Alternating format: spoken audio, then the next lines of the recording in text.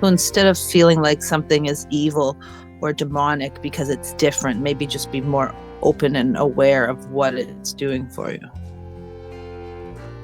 I think so. There certainly is a bunch of evil shit out there. I mean, come on, it's out there. But what tends to happen with the dogmatic aspects of religion that was invented by humanity to control you and to take away your free will and your right of choice, that is evil in itself. And to start throwing the word demonic around about a pop star or about somebody at the grocery store that said this or their eyes look weird, that's your own stuff. And it's childish and it's going to die out sooner or later in you. You're going to grow and change out of that. And I think the dogmas of the religions are to create fear. It's fog, the fogging, fear, obligation, and guilt. We're going to tell you something that if you do that, you should be afraid because you are obligated to do the ritual that we tell you. And if you don't, we're going to put a guilt trip on you to say you're going to hell or you're going to be kicked off the island or out of the religion. That's dumb. It's just dumb and it's dying out. There are churches that are gaining in popularity. There are churches that are losing popularity. I don't know. I don't care. It depends on what feeds you, what feeds your soul, and what is going to allow you to improve and to build and increase, add to your spiritual bank account. That's what Carolyn Macy used to call it. I love that word, your spiritual bank account. Because as you build that up, it's like if you're out at the target range, what you train to do, you're going to do in times of stress because of the memory. Is there muscle memory? Maybe. But there certainly is mental memory. There's emotional memory. There are tags. So when you build your spiritual bank account, you will feel more comforted. And many ways of doing that is through ritual. So if you feel, I think, that your path is changing, you're interested in this or that, see how it feels to you. Some people say, well, there's only a certain amount that comes from God, the rest is satanic. Who knows? I mean, come on. Satanic is when you hurt people, it's when you take away their free will, when you condemn them because they don't believe as you do. I think what was said to me by this woman today is that she thought the physical church was going to disappear. I thought, you mean the building? No, she said, we are the church and these young people are the gospel. They are spreading it. And we are going out into the world in many religions and in many beliefs and just being kind. What religion doesn't teach that? Just be kind. You don't have to wave your arms in a certain way or sit in a certain way or repeat certain phrases. All you have to do is to be honest with what you're thinking, aware of that, sincere in what you're saying about it, and then detach from the outcome. That's all you have to do. You don't have to do any ritual at all. I have some friends who are scientists who think it's absolutely emotional dribble. They're not going to do it, but they're some of the most, you want to use the word spiritual people I know because they're clear headed and kind. So I think the danger is in belittling people because you're so scared that somebody's going to see you're not perfect yourself. And we've all done that. I mean, come on, it's part of human nature. We're all weird. And I think we have to catch ourselves. But I tell you what, the Zoli's Law, if you go into a church or a group and they are railing against a certain group of people or a certain way of being, run, don't walk out that door as fast as you can and don't look back because you're being lied to and your free will was just taken from you. That's an important point. Overall, the way to discern whether something's good or evil is it's hurting yourself or others. And if a group of people wishing harm on another group of people, they're obviously not for the good. Well, it's a great way to get attention, isn't it? Yeah. It's either power or love. But the dichotomy is that love is the only real power there is. Everything else is force.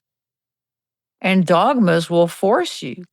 And that's why in this country, at least, United States, you're in Canada, that we have a law against religion and politics speaking in the same sentence. We do it, but it's against the law. It's in our constitution that you shouldn't do that because you are taking somebody's personal God, their personal belief system, and you are making rules and politics around it. And that's one of the things being tested right now all over the world. It is problematic when that happens. That's evil to me. It's to control anybody or anything, it's always done in fear. If somebody's acting out in front of you, they're screaming or they're blaming or they're walking to a room and their eyes are wide, their eyebrows are up and their mouth is open and their arms are waving, they're scared. Either that or they just won the lottery. I don't know. Then might be scared too, even if that happens. Then you're good. You can see who your friends are, all two of them. Everybody else, you need to run and go live in the woods. There's all kinds of reasons to fear that.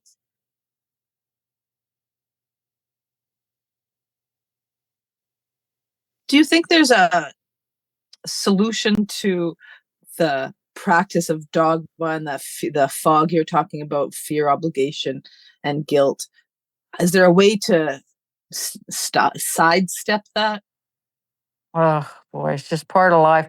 I think the more calm we are, the more we can be calm out in public in a group of people. It doesn't mean they'll be excited about things. I'm not suggesting that. But when you find out more of who you are, you're going to see that that calm piece of you attracts other people to you that you want to be around. That you're not expressing fear and you really can help other people more when you're calm and when you're in control. The next couple years, I throw this out every now and then, I'll address it again. Next couple years in the world are going to be very challenging. You're going to have a lot of drama, a lot of change, a lot of violence. But what a wonderful opportunity to learn to control ourselves better. Why not? Grab the bull by the horns, grow a backbone, and say, I'm not going to let externals control me like that. Whatever is said on the news, on media, it's to get my attention and to get something from me. So to keep being fogged and having that control your behavior, your reactivity, to where your stomach is churning, your head is swimming. It's all an external trying to control you, even when you don't think they are. Why do you think that commercials on television don't really talk about how much the product costs? What they do is grab your attention. Maybe it's fast moving things, a lot of noise, a lot of color, or else it's something to evoke emotion, people crying. A deodorant commercial that suggests how bad you smell, but it never really says how much it costs because what they want to do is to fog you to believing you can't live without it. It's very subtle. And it's the subtleties that really create the fog. It's like passive aggressive. It's very covert. And that's where you need to get a little shrewder. Sometimes that just happens with age. And if you want to be a helpaholic and just help everybody, fine. Don't let it bother you. Just go ahead and do that. We need those people in the world too. We need codependent people in the world. We need everybody. There's room for everybody. But what kind do you want to be? So by knowing yourself, learning more about yourself, when you're at home and you have time to be calm, start practicing that. You don't owe anybody an immediate response. That has, my God, if I, it should be on my tombstone if I have one. I swear. She finally learned she doesn't have to react and answer everybody immediately. But I grew up in that society. It was this hoity-toity thing in Alabama back in the 50s and 60s.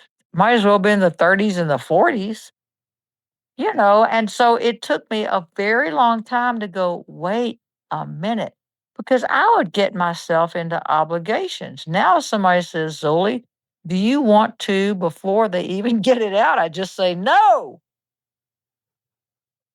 And it's usually good. I can go back and change my mind. I mean, that's comical. But for me, the hardest thing, and this was almost life threatening for me. Oh my God. Think about him being in business and having to do this too.